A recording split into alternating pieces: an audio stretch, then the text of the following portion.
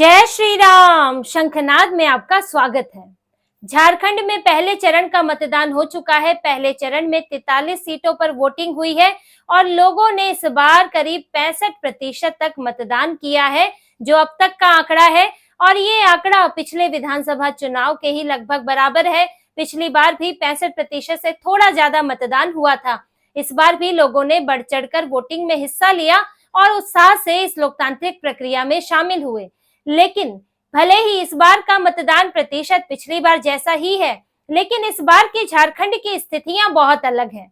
इस बार मुद्दे अलग हैं, पार्टियों के गठबंधन अलग है और इस बार सरकार अलग है।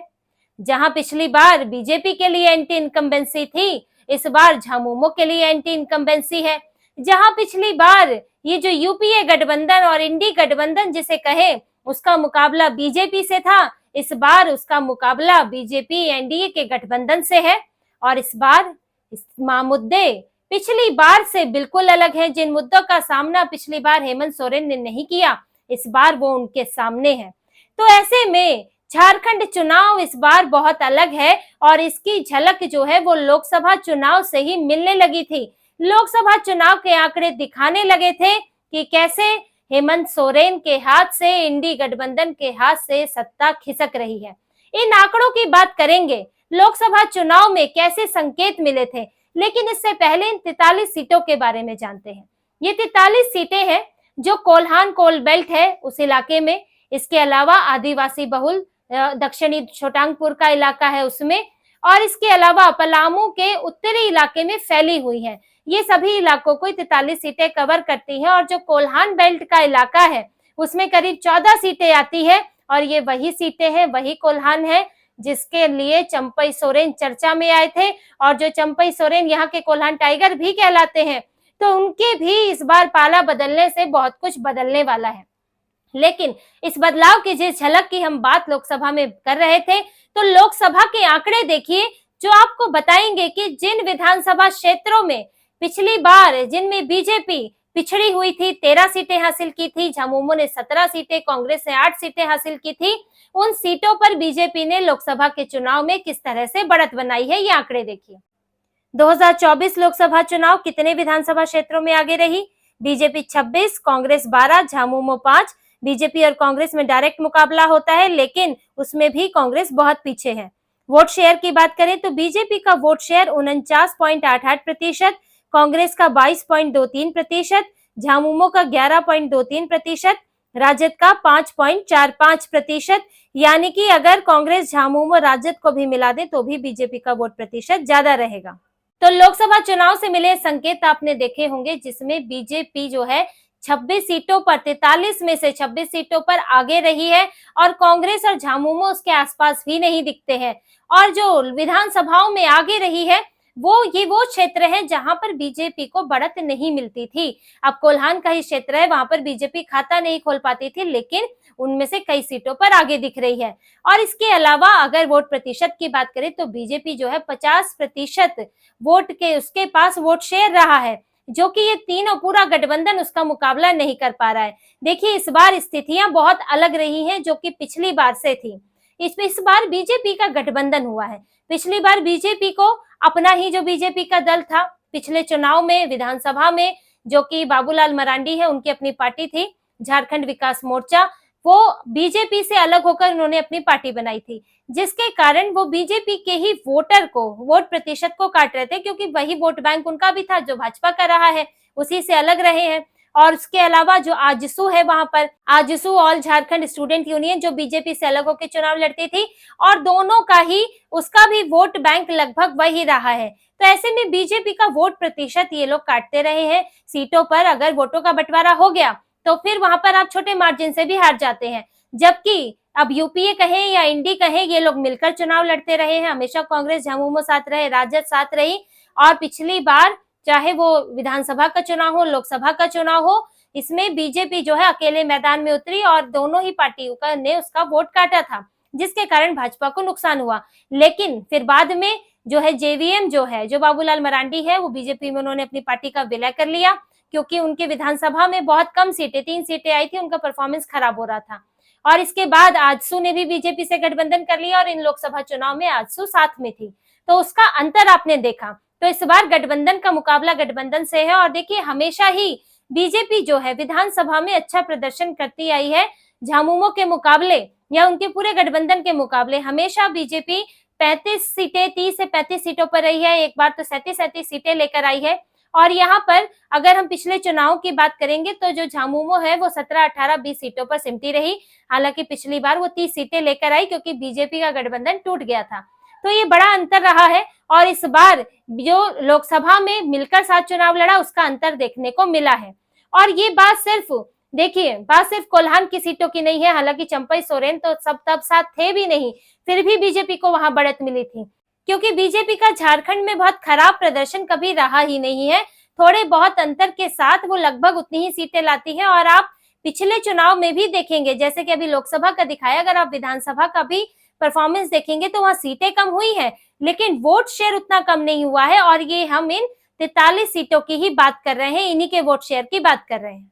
अब 2019 के विधानसभा चुनाव में 43 सीटों में से बीजेपी को 13, झामुमो को 17, कांग्रेस को 8, आजसू जेवीएम को 4 और राजद को 1 सीट मिली थी। वोट शेयर की बात करें तो बीजेपी का वोट शेयर 33.37%, झामुमो का 18.95%, कांग्रेस का 13.52%, आजसू का 6.68% वोट रहा था।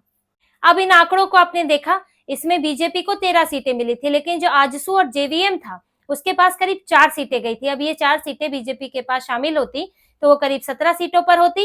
हालांकि उस गठबंधन से फिर भी पीछे होती लेकिन पूरा आंकड़ा ज्यादा होता। और इसी तरह से वोट शेयर में जहां बीजेपी 33% रही वहीं आजसू का वोट शेयर 5% था।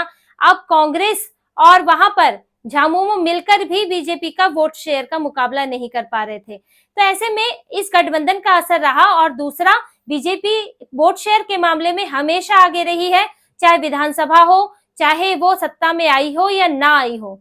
और दूसरी बात देखिए, ये तो पिछली परफॉर्मेंस के आधार पर हम ये कह सकते हैं कि इस बार 43 सीटों पर बीजेपी अच्छा परफॉर्मेंस करने वाली है क्योंकि बढ़त बनाती हुई दिख रही है। लेकिन इसके अलावा भी कई जो इस बार मुद्दे उठे हैं उन मुद्दों का भी नुकसान जो है वो झामुमो को उठाना पड़ सकता है क्योंकि हेमंत सोरेन सरकार में है। इस बार उनके खिलाफ एंटी इनकम्बेंसी है और उनके ऊपर आदिवासियों के जो हित हैं, उनके अधिकार है, उनकी अनदेखी करने का आरोप लग रहा है। घुसपैठियों का मसला है, जिस इलाके की बात, जिन इलाकों में इस बार चुनाव है वहां पे भी घुसपैठियों का मसला उठा है इस बार भी, क्योंकि वहां भी हुआ है, डेमोग्राफी बदली है, वहां पर ईसाइयों की संख्या बढ़ी है, वहां पर मुसलमानों की संख्या बढ़ी है।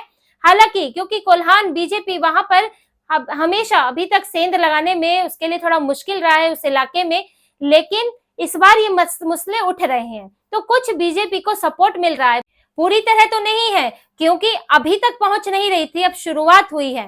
तो ऐसे में ये मुद्दे वहां पर उठने शुरू हुए हैं और जो झामुमो के लोग हैं, नेता हैं, उनके पास इसका जवाब नहीं है।